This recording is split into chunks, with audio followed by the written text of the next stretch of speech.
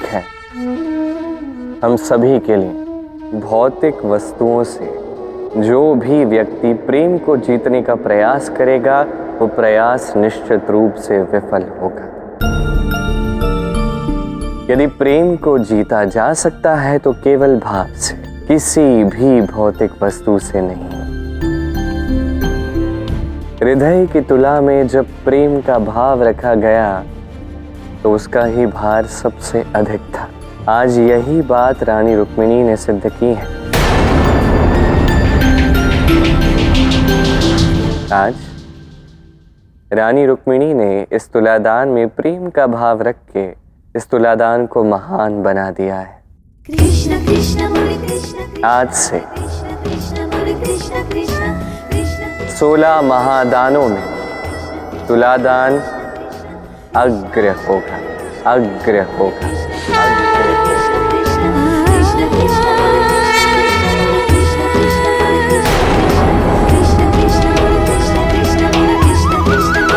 कृष्ण कृष्ण कृष्ण। और जो भी मनुष्य इस तुलादान को प्रेम पूर्ण रूप से संपन्न करेगा उसकी हर एक मनोकामना अवश्य पूर्ण होगी।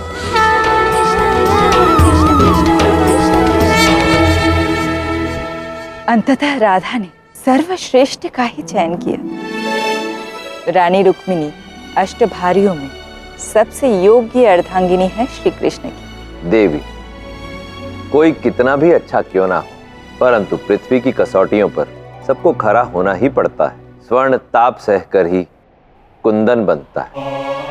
मन, वचन और कर्म, इन तीनों कसौटियों पर खरा उतरने वाला ही सुपात्र है। श्री कृष्ण का संसार को अपनी बात कहने का ढंग ही अनोखा होता है। वो अपनी बात किसी न किसी लीला के माध्यम से संसार को बताते हैं। नहीं देवी, श्री कृष्ण संसार को बताते नहीं, सिखाते हैं। राधा, सबको ये बात तो बता दो कि तुमने चयन क्या किया है, अष्टभार्याओं में से किसे चुना है? अब तो मात्र ये एक औपचारिकता ही रह गई है।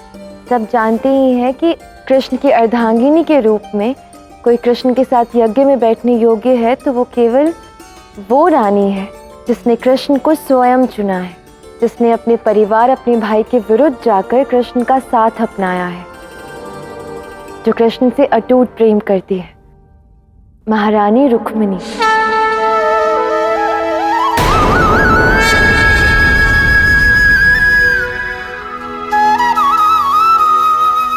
तुम्हें ढेरों शुभकामनाएं।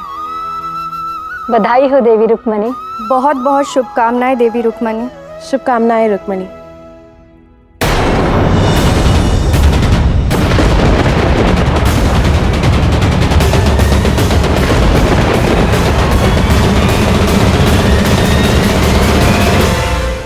विलंब तो हुआ किंतु कार्य सफल हुआ। अब मुझे भी गोलोक की ओर प्रस्थान करना चाहिए।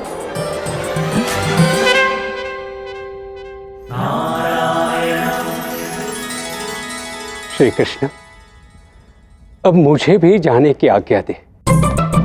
मुझे जो कार्य सौंपा था वो तो मैंने पूर्ण कर लिया है। अब मुझे देवलोक जाकर प्रशंसा भी तो लेनी है ना। अरे आप कहाँ चले?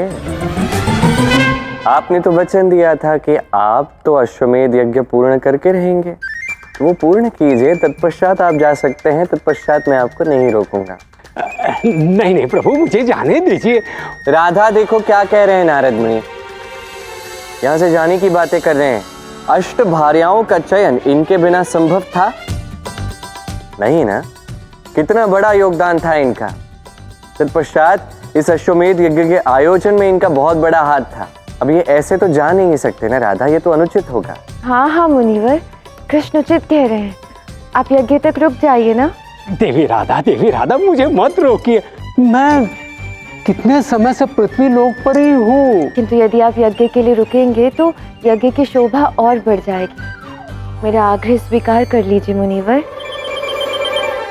कहीं आपको इस यज्ञ के संपन्न होने में कोई संदेह तो नहीं है? नहीं, मुझे कोई संदेह नहीं है प्रभु। अब मैं समझ गया कि आप मानने वाले नहीं हैं। रुक्मिणी, नारद मुनि का ध्यान रखिए, हमारे विशेष अतिथि हैं। इतने दिन यहाँ रहे हैं, प्रेम के विषय में निश्चित रूप से बहुत कुछ सीखे। कदाचित कुछ और समय रुके तो कुछ और समझ पाए। अवश्य श्री कृष्ण। आप यह कह रहे हैं श्री कृष्ण, तो अवश्य ही मुझे उस विषय को समझने के लिए या रुकना चाहिए।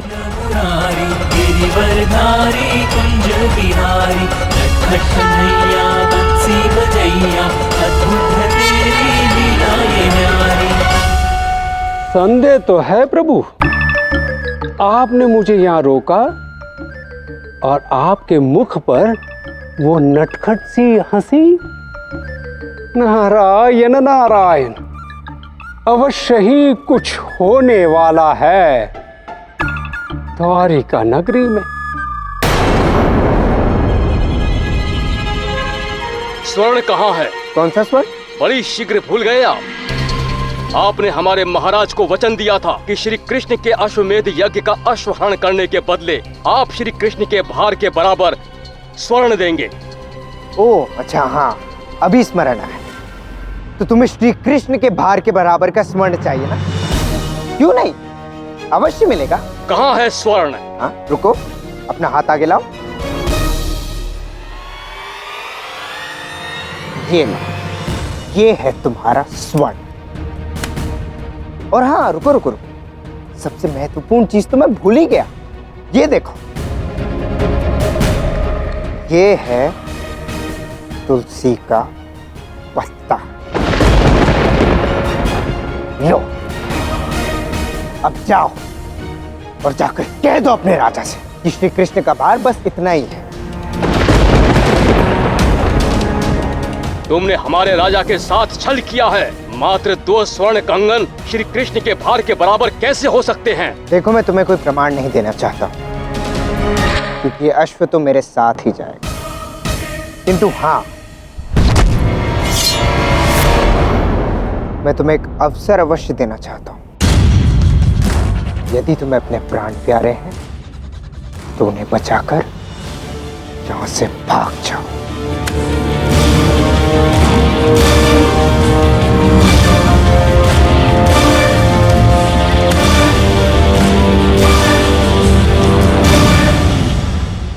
आपने माता के स्थान पर रानी रुक्मिणी को अश्वमेध यज्ञ के लिए चुन लिया, और इसलिए अब ये अश्व द्वारका पहुंचेगा ही नहीं। और यदि अश्व द्वारका पहुंचेगा नहीं तो फिर मैं भी देखता हूं कि अश्वमेध यज्ञ होता कैसे।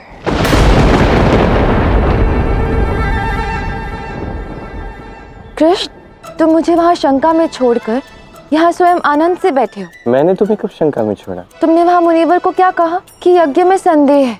वो तो मैं ऐसे ही नारद मुनि के साथ उपहास कर रहा था। मैं सब जानती हूँ, तुम ऐसे ही तो कुछ नहीं कहते हो। और अष्टभार्यों में से रुक्मिणी का चुनाव भी तो तुमने ही किया ना? रुक्मिणी को तो तुमने चुना ना राधा?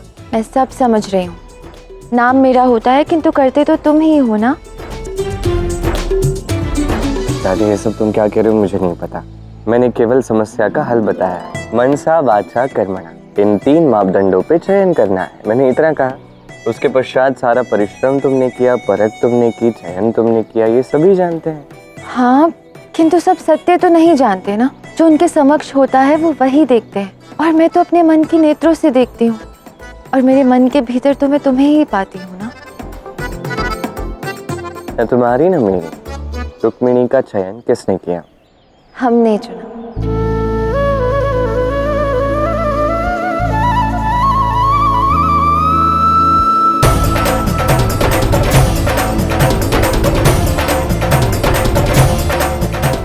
और हाँ, जिसका निर्णय हम दोनों मिलकर लेते हैं वो कार्य अवश्य पूर्ण होता है। इसलिए ये अश्वमेध यज्ञ भी अवश्य पूर्ण होगा। हाँ, तुम कह रही हो तो होना चाहिए। तुम ऐसा क्यों कह रहे हो? तुम्हें कोई संदेह है? नहीं, कोई संदेह नहीं, थोड़ी अड़चन है, किंतु मेरे विचार से वो भी शीघ्र ही दूर हो जाए।